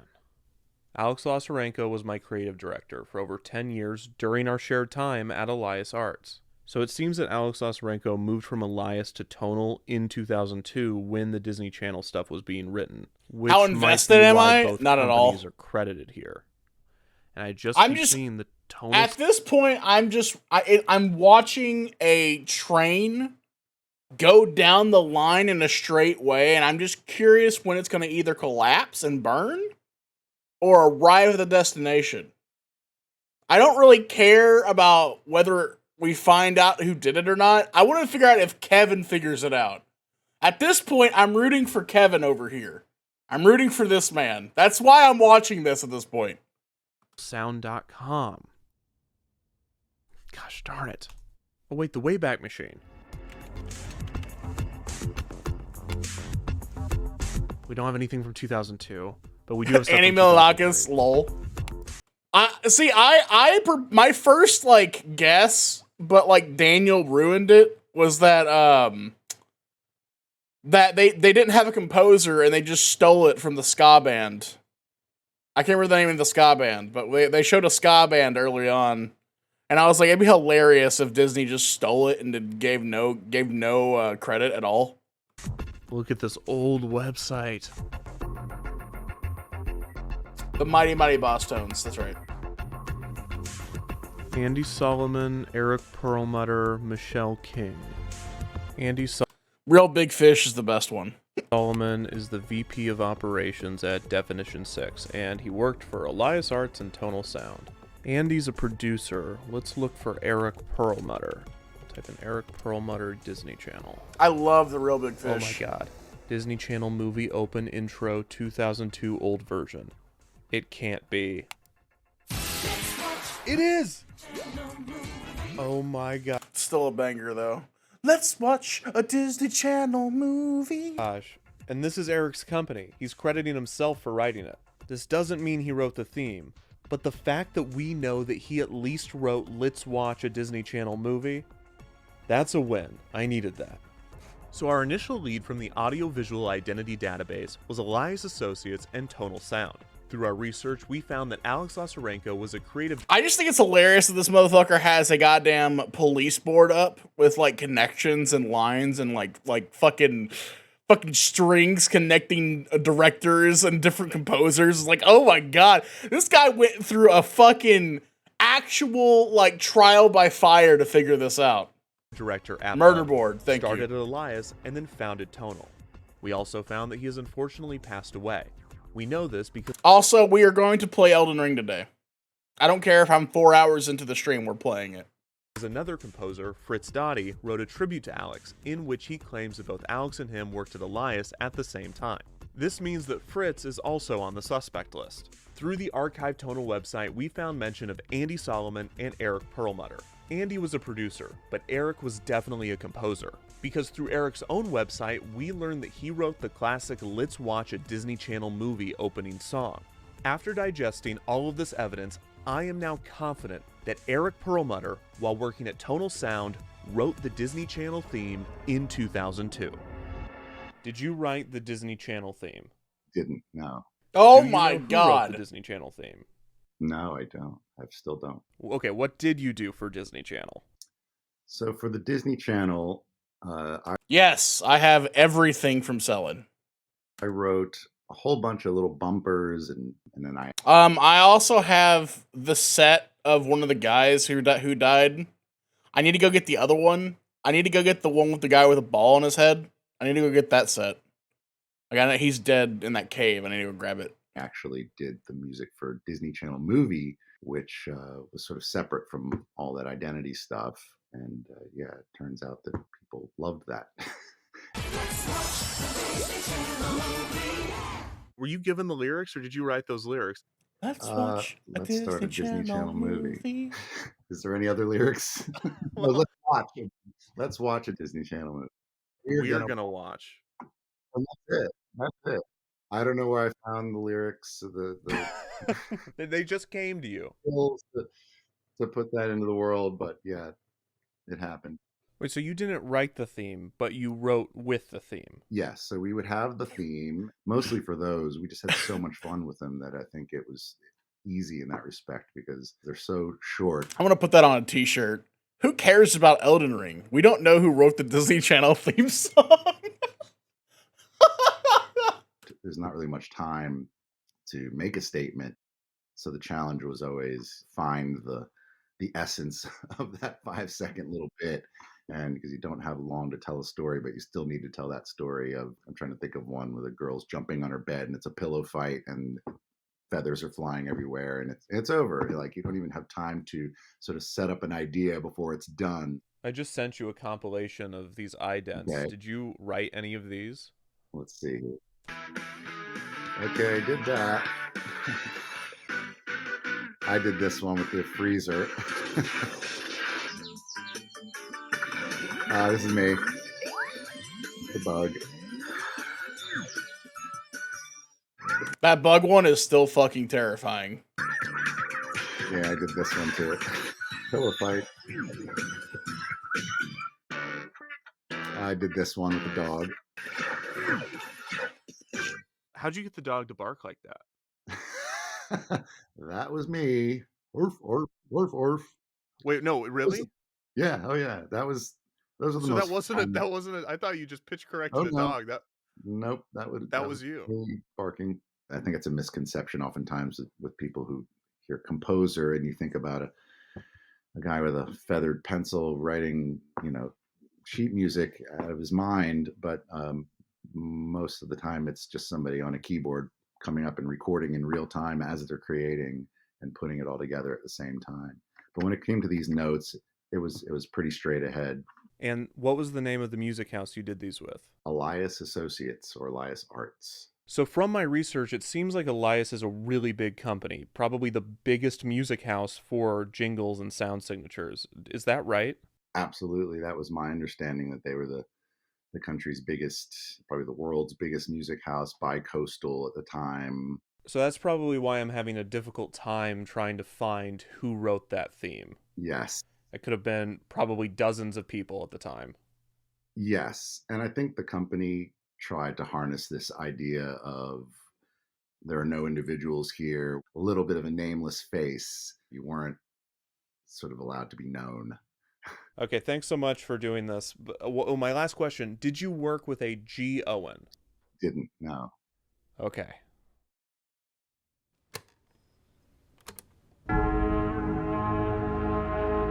I'm actually having a lot of trouble finding who wrote this. When you create for Disney? Really? I never would have known.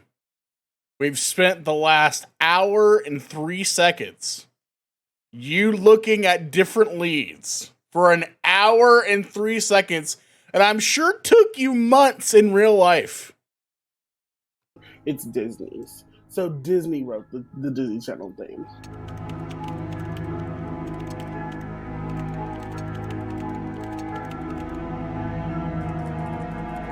It's just Kevin McLeod, the guy who made the music for Dragon Ball Z.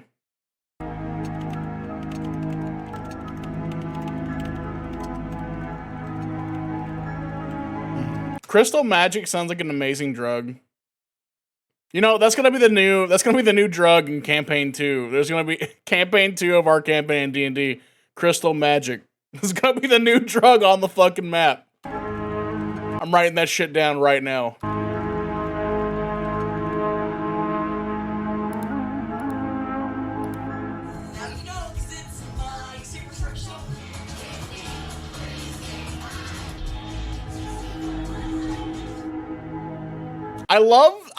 My favorite part of this video, by the way, is every time he looks like he's going into insanity.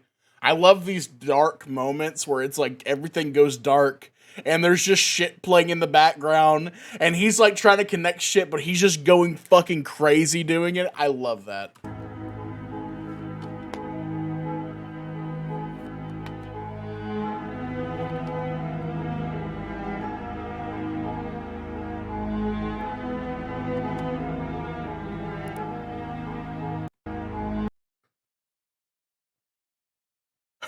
Canadian sitcoms that will get you demonetized.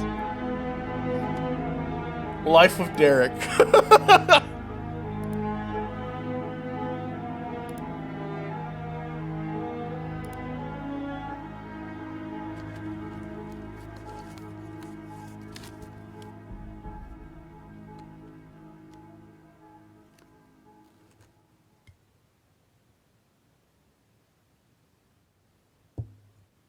Kermit.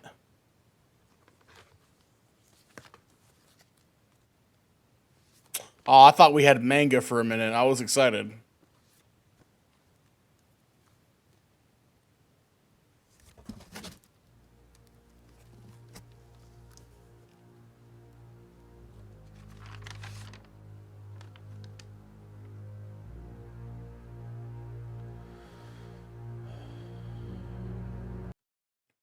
I'm looking forward to recording more movie with friends. When I grow up, I want to be an artist. I will make the world a better place by making movies on important topics. That's regret on a paper right there.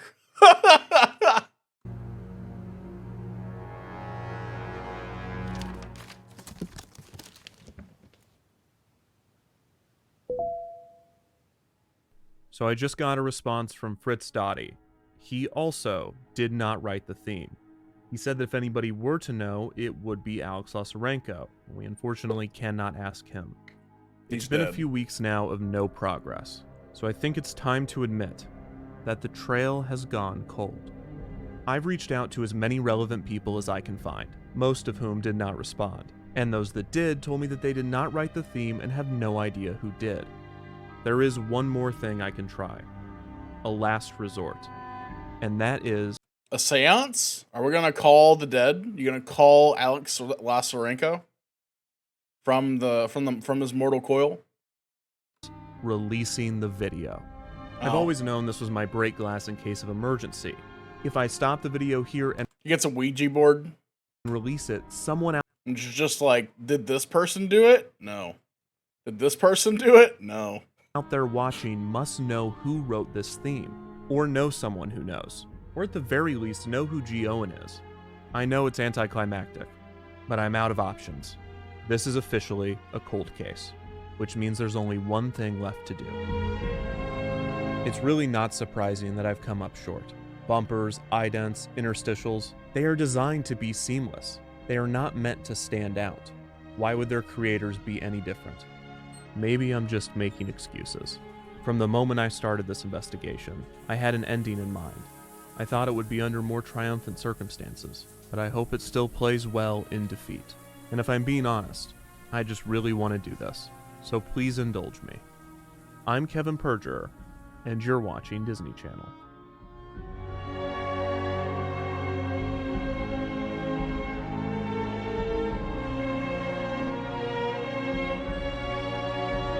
Huh. That doesn't look right. Okay, let's try this again. Dang it. No, that's Zoo Pals. Okay, I feel bad for making fun of those kids earlier. I also cannot draw the logo. Yes, it's funny to see how off they were, but they looked tired and confused in those outtakes. I can't believe Disney would even release those. Oh my god. I know how to find the composer.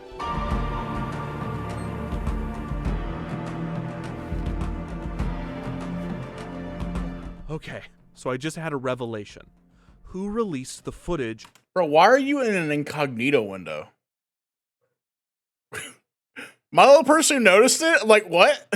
Of the kids doing the wand IDs, because these are not funny bloopers. This is not a gag reel that would be included on a DVD. I don't know when Disney would have released this in any official capacity, so I'm thinking that someone else did. That someone would need to have access to the footage, so maybe it was someone internally, but more likely it was some company that worked on the project. Okay, this is a news organization that released the footage. Hilary Duff and Raven awkwardly do wand IDs in unearthed Disney Channel promo BTS footage. This article does not mention where they got the footage, it just mentions that it was unearthed somehow. So this BuzzFeed article credits a Twitter account for uploading them, but then it also embeds YouTube links that are no longer available. Here's a Pop Crush article. Update, the playlist has been removed from public viewing. Who uploaded the playlist? So what if I YouTube the playlist? Nothing. What if I Google the playlist? Nothing. What if I just do this? We're getting somewhere. Oh my gosh. Last month, Atlanta edit boutique Guillotine Post released some exclusive throwback videos on YouTube from some post-production work they did on the iconic Disney Channel wand IDs in 2002. Here's Guillotine Post. They don't credit themselves for doing any Disney Channel stuff. This is Guillotine is a digital boutique in Midtown Atlanta. Oh my god. Glenn Owen. My boy! We found a guy. G. Owen, what's up, dog? No, go back. Glenn Owen. That's G. Owen. That has to be G. Owen. State Line Films. Glenn Owen worked for Disney Channel. What is this? It's one of the 9/11 PSAs! The editor worked for director Glenn Owen. That is G. Owen. For Andrea Taylor at Disney Channel. Here's Andrea Taylor, Senior Vice President on Air, Disney Channel, Toon Disney, and SoapNet. Hey, that's the new way to watch soaps. January 2000 to January 2003 overhauled the network's image as a channel for sweet 6-year-old girls into a powerhouse that was cool for all kids. Responsible for all aspects of on-air promotion, packaging, stunting, marketing, advertising, sales tapes, synergy projects, online activity, and short-form programming. Everything except the shows. That's what this video's about. She has to know who wrote the theme. I really hope she responds to her inbox. So my first question is, what did you do at Disney Channel? My job was to create personalities for networks, change them around or make them different, and then go on to the next one. When I went to Lifetime, it was not a network for women. There was a lot of variety of program, including medical programming. And when the head of programming and my group said, we're going to call this Television for Women, the head of ad sales said, oh my God, we're going to lose so much money. This is terrible. My job was to say, okay, here's what you got to do. Early in my career, I've been the associate creative director for sports promotion at TNT, and Andrea was the creative director there. And so when she started working at Disney, she continued to use me to direct and produce their promotional work. She used Patrick McDonough a lot. He was amazing. Patrick is great. I mean, he's designed so many networks. I had been working mostly in sports. Andrea Taylor, who we did a redesign for Comedy Wait, who's that? Central. She then went to TNT. We did a redesign for TNT. Andrea went to Disney. That's how we started to get involved with the Disney brand and the Disney Channel movies, the wand IDs. I was recruited from TNT to go to Disney to turn it from a network that was two things. They had a younger section that was like Bear in the Big Blue House. Let's go! Bear in the Big Blue House. We see him again. And then there was 6-year-old girly stuff. The goal was to turn it into a tween sensation. we knew that that's where Disney Channel. I remember this too. This is fuck. Xenon something. 21st century, whatever. I watched the shit out of this when I was a kid. Could fit in and win and be amazing. It meant changing the programming, but that would take a little longer. But as you know, Disney didn't have commercials. So you had 40 minutes an hour of programming, and then I had 20 minutes an hour to fill. And a lot of that was really clever synergy programming. It's a great movie. Pirate Island or whatever. Were you told by someone higher up what you needed to promote? There was a meeting every week where there was a big, humongous conference room table where everyone would announce what they Treasure were doing Island. that week, like to cross-promote. Like, I wish I had video from these meetings. When the Lizzie McGuire movie was coming out, there was a meeting where someone would go, we're making napkins. The next group would go, we've got the lunch boxes. And this started at least a year before the movie came out.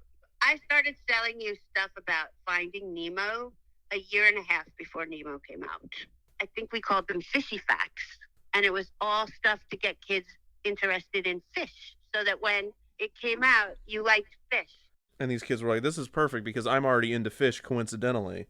Uh-huh. But it was not a coincidence. No. Okay, that's a little sinister. Mm-hmm. What is a network personality?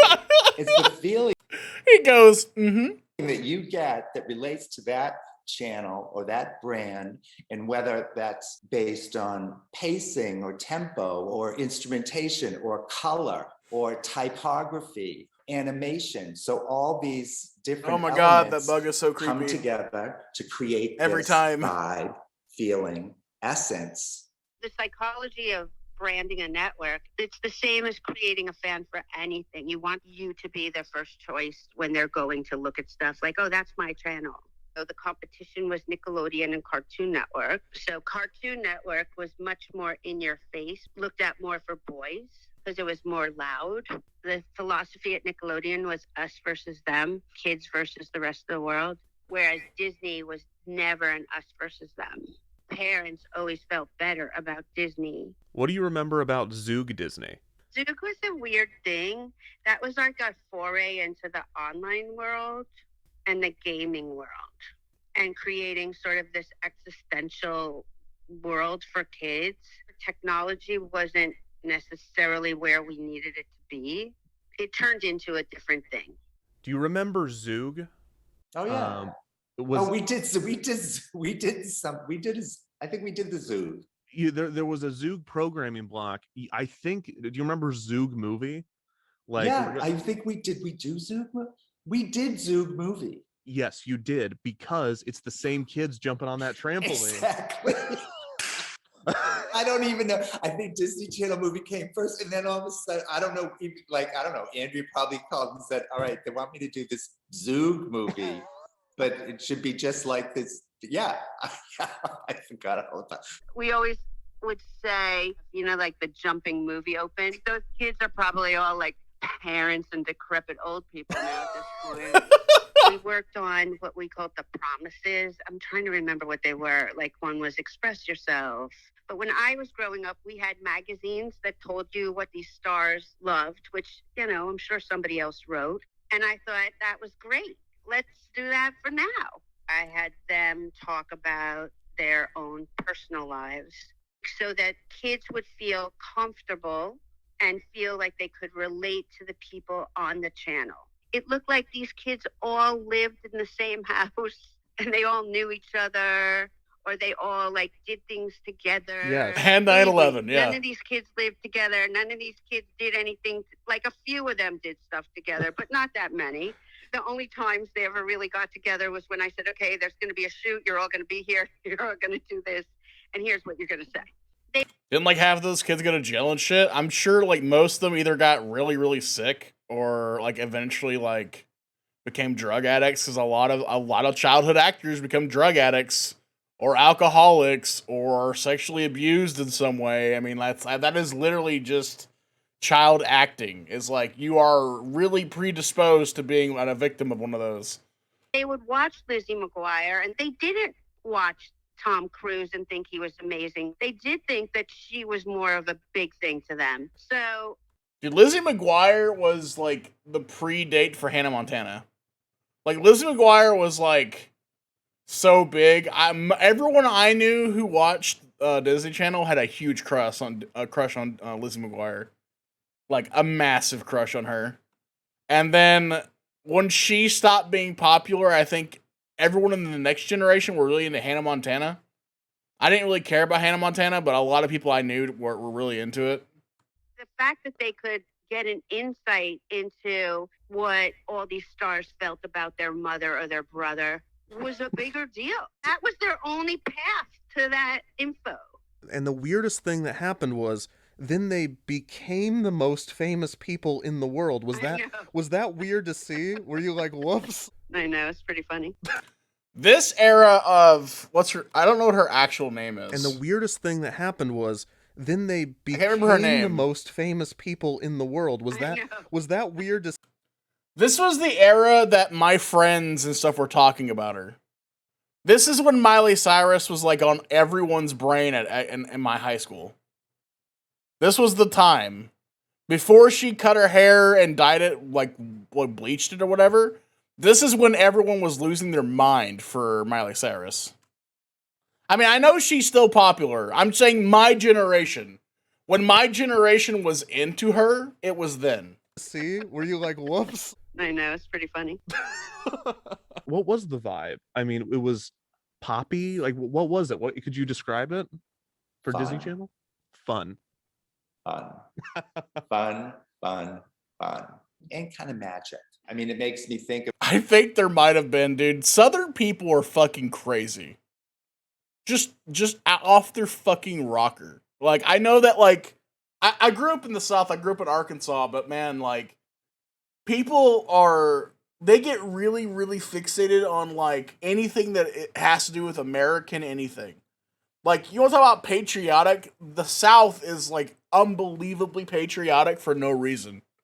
They will defend America no matter what America does.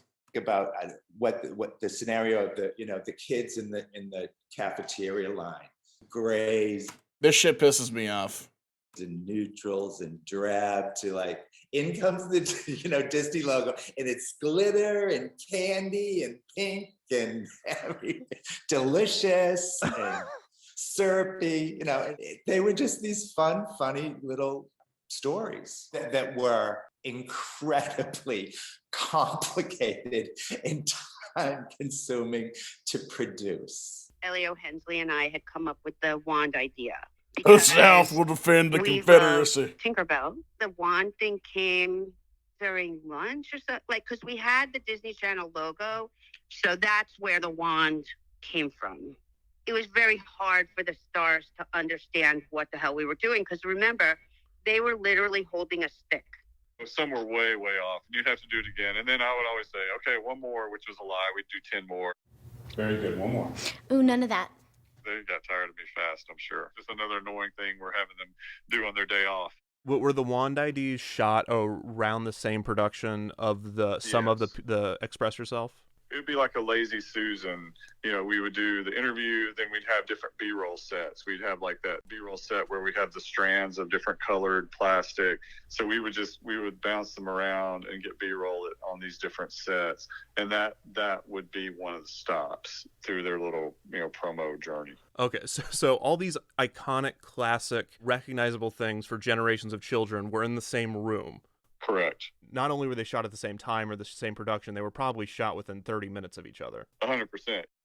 So the big question I've been asking throughout all of this research, and the clothing wasn't that bad. Yeah, it's not that bad.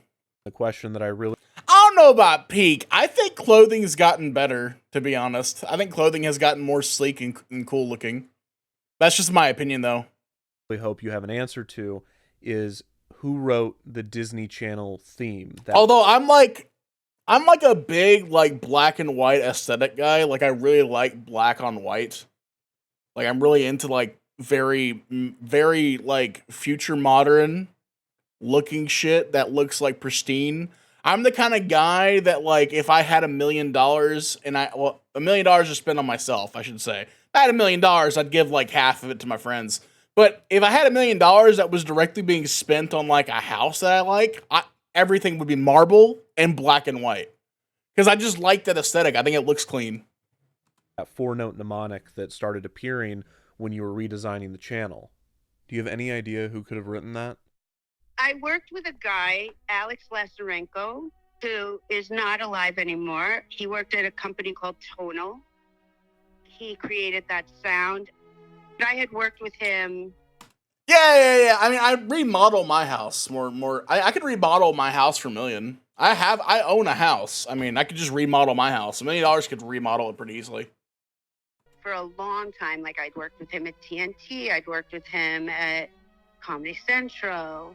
So that 4-note mnemonic, that was definitely Alex Lazarenko. Yeah, it was Alex. Do you remember anything from the production when he was writing the theme? You know, he probably did it in like a day or two. You know, it's like things came to him. He's amazing. I mean, he probably wouldn't have said he wrote it in a day. He probably would have said, oh, I struggled over it for months. Do you know anyone else that would have known Alex or that would have been around? All right, so we found out that Alex is the one who composed it, right? So he found the solution for the production of these tracks specifically. I'm sure, you know what? I could probably get you to the producer. I'm trying to think of the name. Now I can't remember. We've thought about moving to Kansas. I don't know how close that is to Iowa. I'm really bad at geography. I'll be real. His name, who was the producer on it? Andy Solomon. Andy Solomon, that's who produced it. Hi, I'm Andy Solomon, VP of Operations for Definition 6. Hell yeah. Formerly for Elias Arts and Tonal. So when you started at Elias, is that when you met Alex? Yeah, right away when I started at Elias. I started as a producer, so he was the creative director on all the jobs. I assumed it wasn't Alex because he was always listed as creative director, executive, owner, eventually with Tonal.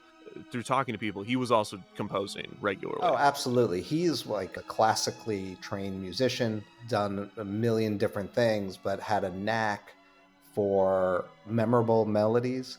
It was almost like you could say the words to his melody, like whether it was Disney Channel. And I forget, we did work for Encore years ago, and it was Similar two from, notes. And we'd always go, Nebraska Encore, maybe. and that was the melody. So, I personally I personally just want to live in a place where like there's no natural disasters. I currently live in a place where natural disasters are very low. It's only snowstorms I got to worry about, but I really don't like tornadoes. I lived in Arkansas my entire life, and tornadoes were like a huge deal. Yeah, I know Kansas isn't the best trip. I mean, you can't really avoid them, I think that was part of his process as well. Do you know anyone else that I could speak to about Alex? His sister Lisa. Do you know Lisa Lesarenko? If you ever spent time around Alex, you would notice even when he was just casually sitting still, his right hand was almost like he had an invisible pen in his hand writing music. His right hand was always writing. I think in his mind, he was always thinking of things in a musical perspective. I noticed towards the end of his life, he was credited alongside a David Little. Do you have his information? My name's David Little. I worked at Tonal for, I would estimate, 12 years. I continued to work with Alex after that. I've never seen anybody that can do something as complex. Almost seems like effortless. He would just turn around and just like knock out like an amazing piece. I'm like, all right, what's next? He's an amazing musician, and he was also in this business world, in the music for television and film and stuff. He was like fast. He could literally write music in a couple hours and be done with it. I mean, He sounds like me writing essays. I could write an essay in I could write like a 5-page essay in like 10 minutes. It really came to him super fast. The thing that I'm struggling with most right now is lack of photos of Alex. I found only one. Do you have any? Do you know of any? I knew him for probably about close to 20 years or whatever, and I had zero photos of him. He was one of those guys. He was like, if a camera came out, he was like, I'm out of here. So Andrea Taylor told me that the theme was written by Alex Lazarenko. How not surprised am I about that? A genius composer and a good friend. He's no longer with us, but he was really the sort of ringleader of all of our composers at Elias. It's tough when you have a boss who's a genius and who's just an absolute music prodigy, and you're just a dumb rock bass player. I'll write you an essay, but every page is going to cost a ligament of Kragen. Trying to, live in the same, breathe the same air as him as a young person. It was incredibly intimidating, but hugely inspiring. And he was a great leader and boss as well. He was wonderful. Loving, funny, so talented, so incredibly talented that it just was like nothing to him. He could, and being in his presence, especially while he was working, when I can remember. I'm gonna get I feel like I'm getting a little emotional right now, but those sessions where you would just show up at his studio and Alex would sit at the piano and just kind of go up. For TNT, we conducted orchestras to do things, and it was just amazing to watch him work. And then for this, here he is doing pop music, like the same head. Just want to mention, I've never had a piss so bad in my life as I do right now.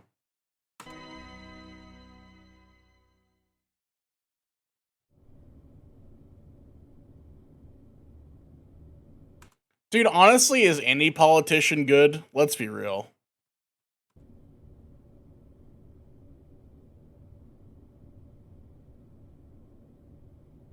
They all pretend like they're good until they're in office, and then they don't do shit.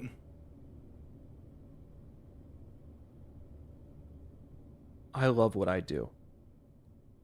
I get to make videos for a living.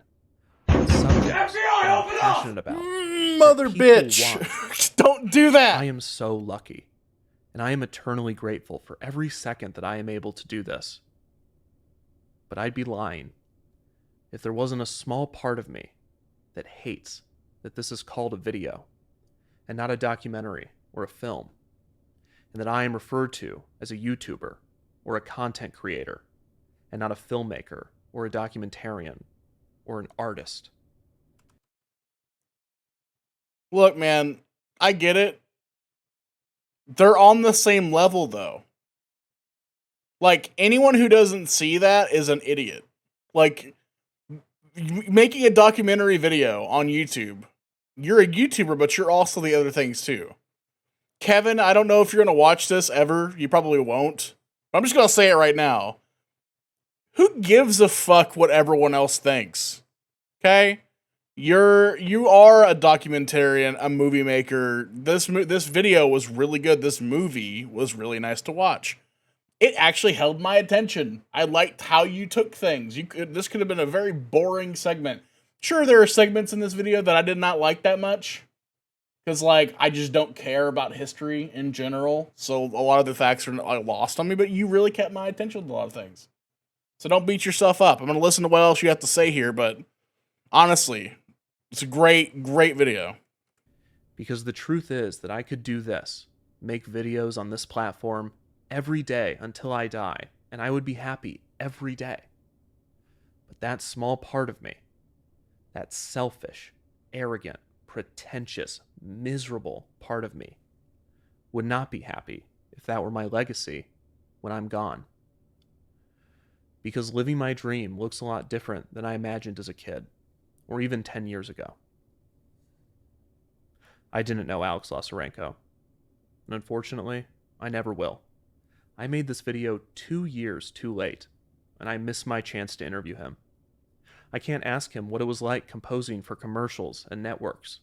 I can't ask him how he came up with the Disney Channel theme.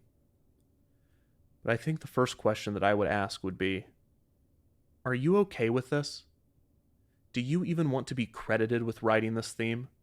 Because this was his most popular work. He composed for other networks and shows and commercials and films, some of which some people may recognize. But nothing comes close to these 4 notes. How could you compete with something that has been playing non-stop for millions of people for 20 years? And according to everyone I've spoken with, he probably wrote it in a day. And he might not have thought about it again after that. It was just another job. Alex is well remembered by his friends and family and coworkers, but on a broader public and cultural scale, he does not have a well-defined legacy. There's the tribute that Fritz Dottie wrote, the IMDb page, the archived website, and one single photo. But when I release this video and credit him for composing this theme, it will likely become the thing that he is known for.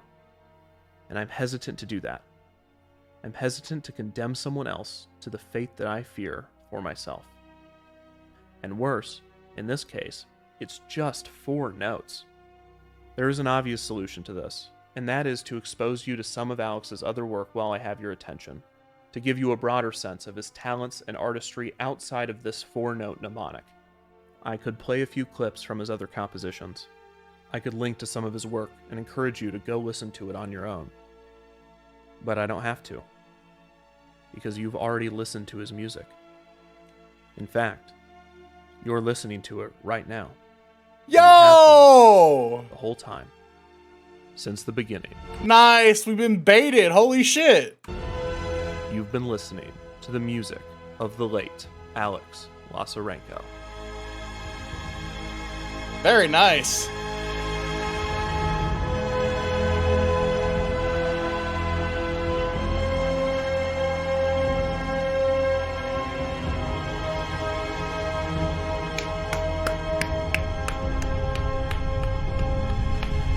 Yo, not my style of video. I would have never watched this if it wasn't for the fact that Daniel gave me cookies. I would never have watched this. But honestly, good job, Kevin. And good job, Alex. Great job overall. What a good 1 hour and 40 minutes of my life. Do you ever think about your legacy as an artist at all? I have lots of thoughts on this subject. You know, I asked my wife, there's a gentleman who's got in touch with me who's interested in the Disney work that I did. And is that what I would like to go on the record speaking about? You know, when I have these other parts of my work and all of this kind of, and then I thought, well, you know, I brought to it everything. Have I seen the one about Boogie? Yeah, I have. We watched it. We watched it live. In the artist, in all of, probably in every artist that wants to be the person who is remembered as, you know, the great, the serious, the world changing.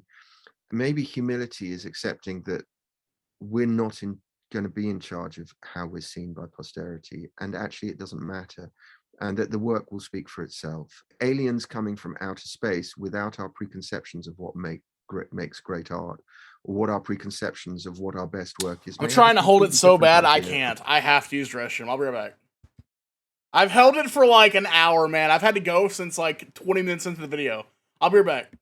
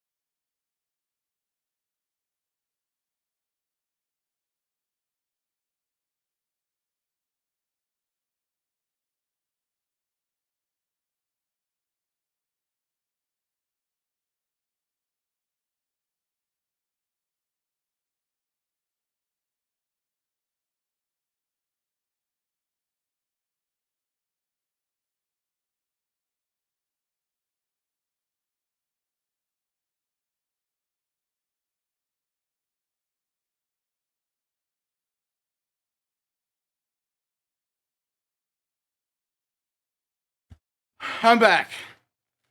I tried to short circuit that with the FBI soundbite. If I had succeeded, there would be no peep right now. Fuck you. I definitely used to be a fan of Boogie. Hard to see his life has become after he divorced. Kind of person he is now. I think it's the kind of person he always was. I think it was clear that he was a narcissistic person in general to a high degree, and he hid who he really was. And only his wife really knew. And he just made it clear he was a fucking piece of shit. He let the veil drop, the little veil disguising the fact that he was a piece of shit. And now everyone knows. Which is great. All right, let's finish this out. Of what's valuable in terms of, human creativity. Yeah, like the completionist. Piece of shit, his entire family. A 4-note mnemonic that, in its beautiful, minimal simplicity, completely encaptures an entire world of feeling and associations for millions of people across generations and around the world. I think that's a pretty outstanding legacy. He was just good at understanding the big picture of a lot of things. So when he wrote the music, I think he knew in his mind that something as simple as that 4-note mnemonic could have a shelf life of 20 years. I really do.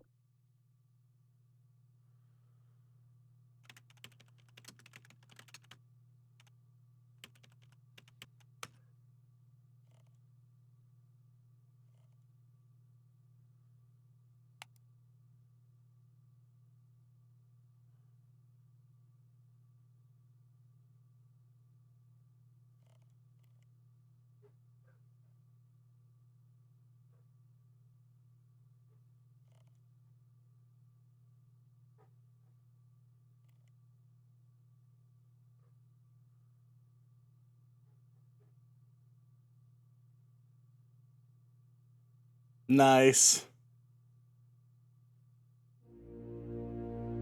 I love the somber tone. It's really nice. I have always been fascinated with programming breaks, bumpers, network identifications, and interstitial programming. Their existence is so practical, often necessary, and yet there is so much creativity and artistry put into them. It's confounding.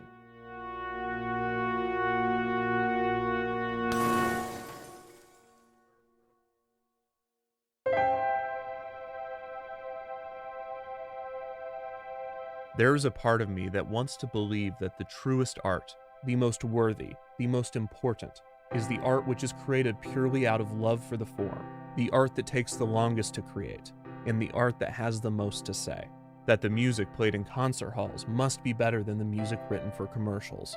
That the films that play in theaters must be more important than those uploaded to the internet. That the programming must have more merit than the programming breaks. But I've never fully believed this. In truth, I am more drawn to the unsung artists, those whose work often goes overlooked. Whenever I have the opportunity to speak to these people, there is no shortage of passion, intent, or pride in what they do. It doesn't matter if it was just a job, or if they completed it in a day. It doesn't matter what platform it ended up on, or what they are referred to as. These are artists. They brought everything they had to whatever they were doing, and it showed.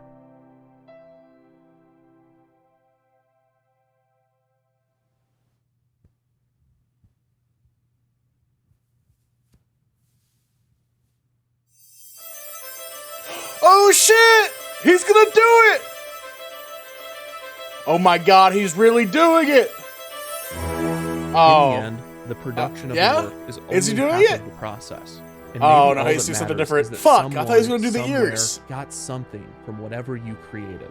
And in the case of the Disney Channel mnemonic, that is indisputable. In the minds of thousands, if not millions of people, this music evokes feelings and memories, often long lost. This sound has the ability to bring back anything from the feel of carpet to the color of walls.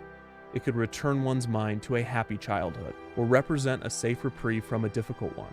It could be a symbol of a relationship with a sibling, or a parent, or a friend. It could even inspire future artists. All from a sound. Any one of us, artist or otherwise, would be fortunate, blessed even, to be remembered for a single note. So what a monumental achievement it is to be remembered for 4.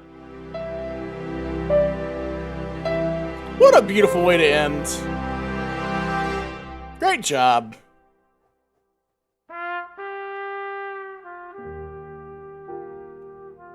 If you haven't yet, subscribe to Defunctland. Here's a link to the video I watched. And we are done watching videos for today.